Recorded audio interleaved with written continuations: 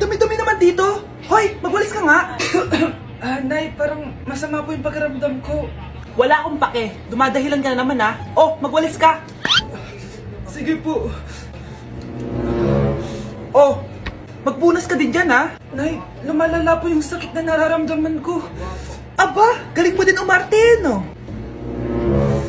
Bilisan mo dyan. Marami pa akong papagawa sa'yo.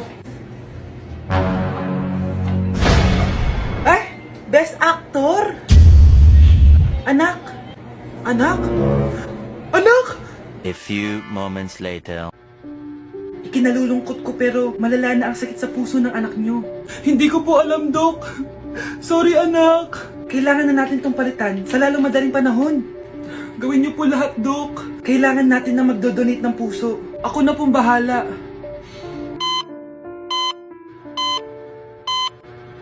Nay? Oh, gising ka na pala.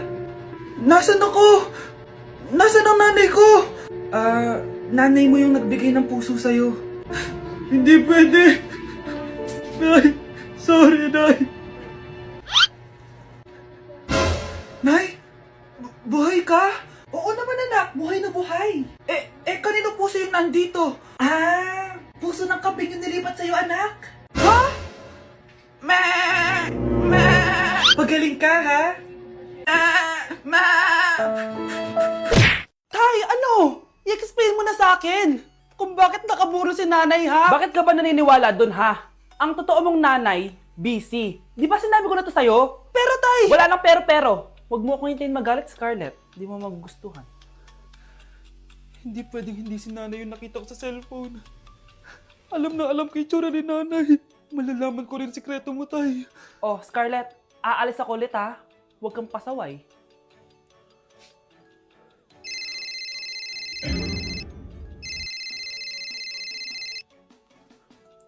Nasa yung cellphone ko?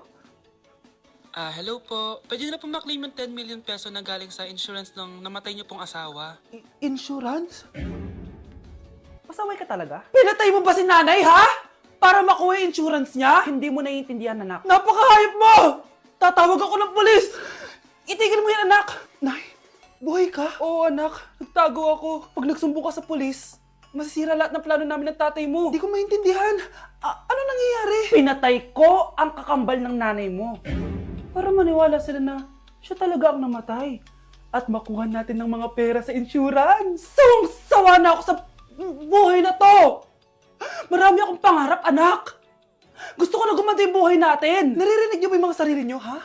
Hindi ba kayo natatakot sa mga pinaggagawa niyo?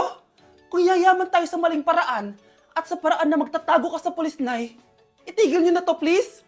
Please lang! Nay, kamusta na po kayo ni tatay? Eto anak, okay naman. Ikaw, kamusta ka na? Eto Nay, malapit na ako matapos ng college. Sana paglabas niyo ni tatay, marami na akong ipon. Huwag kang mag-alala anak, konti panahon na lang. Magkakasama ulit tayo ng tatay mo. See you, Nay. Miss ko na kayo. See you soon, anak. Okay, class. Oh, Jessica. Buti pumasok ka pa. Ang dami mo na miss na quiz. Bagsak ka na sa akin. Nagbakasyon ako. Na-stress kasi ako sa'yo. Ang dami mo kasi pinapagawa. Aba, bakit? Hindi lang naman ikaw yung pinapagawan ko. Lahat kayo. Ano ka dito, prinsesa? Oo. Sa bahay namin, ako ang prinsesa. Kaya kayong lahat, sumunod kayo sa akin. Pumunta ka sa guidance office. Hindi po, ate. You go to the principal's office. Tandaan mo, kami ang nagpapasahod sa'yo, di ba? Ano nangyayari kay ma'am? Hala si ma'am! Ang ganda-ganda ko na naghanap ka pa ng iba. Hala, heartbroken ata si Cheska. This sir, feeling main character kasi. Tumatawa ka? Masaya kayo, ha? Kapag heartbroken ako, bawal maging masaya. Ano naman kung heartbroken ka? Pakinamin. Oh, come on, Samantha. Hindi mo pa naman na-experience sa magka-jowa. Kasi walang nagkakagusto sa mukhang yan. Hi! Ako pala si Scarlett. Bago lang ako dito. Oh, pake ko. Tsaka tanggal mo nga yung makeup mo. Dapat ako lang yung maganda dito sa school.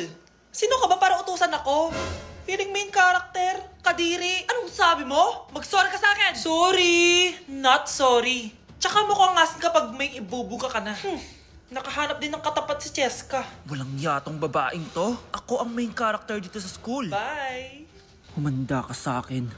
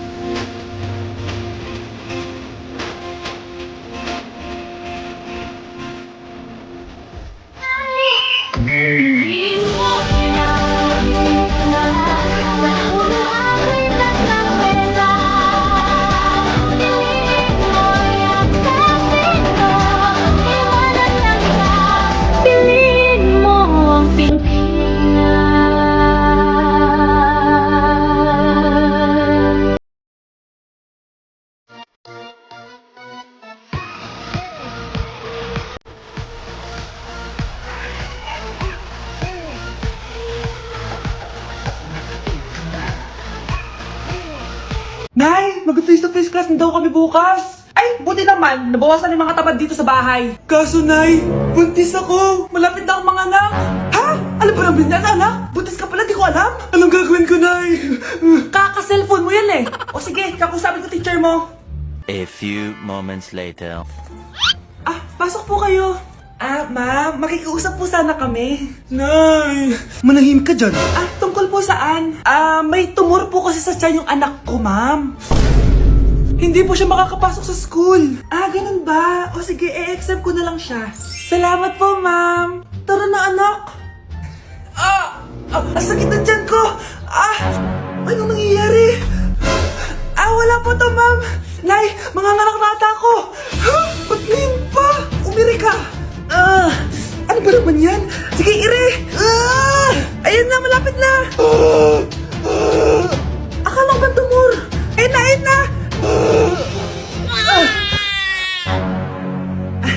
Grabe na talaga yung mga bataan ngayon. Nagsisibuntisan na!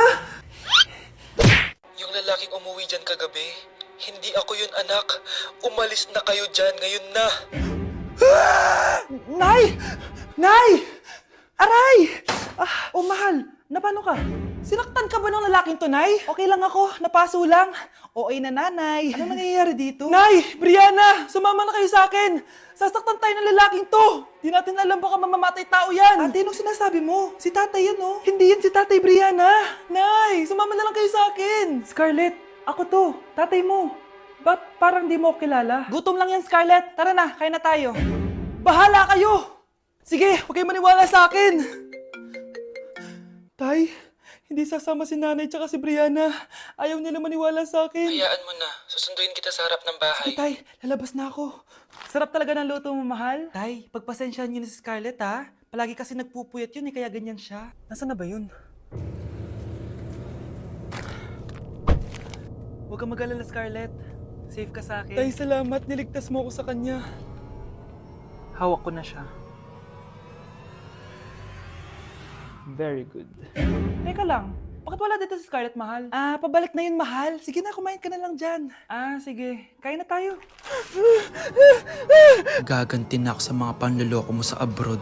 Munda sa akin yung anak mo sa labas.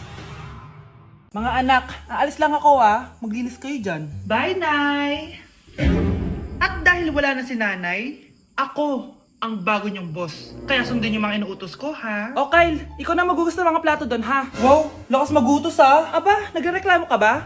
Brianna, walisin mo yung mga kalat dito. Pwede ikaw naman. Walisin ko mukha mo, eh. Ano sabi mo, babae ka? Hoy, ikaw, Miguel. Ikaw gumawa ng assignment ko, ha? Ang lala ng babaeng to. Sa bobo pa papagawa ng assignment. Matutulog lang ako, Dapat pagkagising ko, tapos na lahat yan, Nakakainis si ate. Sobrang tamad na. Dami pang inuutos. Ano magagawa natin? Favorite kasi ni nanay yan, Isumbong na natin niya kay nanay. Hindi pwede inaalipin niya tayo ng ganito. Anong isusumbong, ha? Akala niyo hindi ko kayo naririnig? Magtrabaho kayo doon! Tama na, ate! Sawang-sawa na kami. Puro kautos. Malinaw naman sa inyo, di ba? Na pag wala si nanay, ako ang boss. Sinong boss? Ha? Wala, nay. Actually, kakatapos ko lang maglinis ng bahay, oh. Luh, sinungaling. Scarlett, huwag mo na ako lokohin. Hindi naman talaga ako umalis dito. Sinisigurado ko lang kung naglilinis talaga kayong lahat. At tama nga yung sinasabi ng mga kapatid mo. Na para kang boss umasta dito sa bahay. Anay. Mga anak, kayo na bahala sa ate nyo. Utusan nyo ng utusan yan. Ate, ikaw na magugas ng mga plato dun. Eto na. Pagkatapos mo dyan, ate, maglaba ka, ha? Oo, sige. Pagkatapos mo maglaba, gawin mo yung project ko, ha?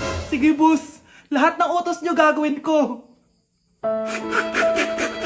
Excited nga ako ngayon kasi may pupuntahan tayong event. Dito nga pala yun sa EDSA Shangri-La. Oh, grabe naman, napaka-fresh ng person na yan, Bago nga pala mag-start ang event ay uminom muna kami. Ay, hindi pala kami umiinom. So naglaro muna kami kasi sabi nila may mga prizes daw kapag nanalo kami. Syempre, sino ba naman ayaw ng prize, diba? Grabe, ang dami ko na-meet ng mga influencers dito. Nakakaaliw din yung mga pinapalaro nila sa amin. Akalain nyo yun, nanalo tayo. Dahil dyan, may prize tayo, syempre. At alam nyo ba, i-reveal na ang bagong endorser ng Game Zone. At for sure, kilala nyo siya. At ayan na nga, nag-start na yung event at ang gaganda ng mga nagpa-perform. At eto na, nireveal na ang official logo ng Game Zone. At para sa big reveal, si Meme Vice ang bagong endorser ng Game Zone. Grabe, nakaka-starstruck talaga siya. Parang dati lang napapanood ko lang siya sa TV. Kaya naman congrats Game Zone at Vice ganda. Nag-enjoy talaga ako ngayong gabi at tignan nyo naman, napakasarap ng pagkain. Ito nga pala yung mga ka-seatmate ko guys, sobrang pogi at gaganda nila, grabe. At sobrang babait din. At syempre, in-enjoy na namin yung buong gabi. Tara, samahan nyo ako yan box ang mga pinadala ni Game Zone. Unahin na natin dito sa kulay red. Ang laman nito ay ang mga makeup na galing sa Vice Cosmetics. Next naman na yan, box natin na yung kulay black. Grabe naman yung packaging nito, napakamamahalin. Charan! Ayan, grabe, may pa-wine pa sila at wine glass. So yun lang naman at matutulog na ako guys. Good night, bye!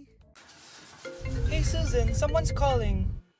Hello anak, kamusta na kayo dyan? Padala ka ng 10,000 ha, dahil wala na kaming baon ng mga kapatid ko. Anak, pasensya ka na, di mo na ako makakapagpadala ngayon. Di ba pumunta ka dyan para sa amin? Wala ka naman palang kwenta eh. Sige anak, gagawin ko ng paraan ha.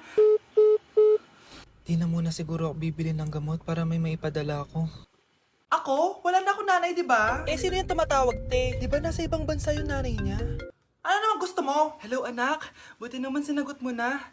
Nagpadala pala ako sa inyo ng mga kapatid mo. Baon niyo yun tapos pampagawa na rin ng bahay. Okay. Ikaw na bahala dun ha. I love you.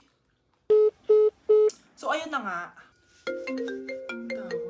Hello Mars? Mars, alam mo ba, yung anak mo, lasing umuwi kagabi. May kasama pang lalaki. Baka ibang babae yun Mars ha. Hindi naman ganun yung anak ko. Sure ka ba talaga, Mars, na yung mga perang pinapadala mo napupunta talaga sa baon at bahay nyo? O ano? Nakapagpadala ka na ba ng pera? Oo anak, nagpadala na ako kanina. Dagdagan mo ah, marami kaming bayarin ngayon. Anak, matanong ko lang, saan mo ginagastos yung mga pinapadala ko?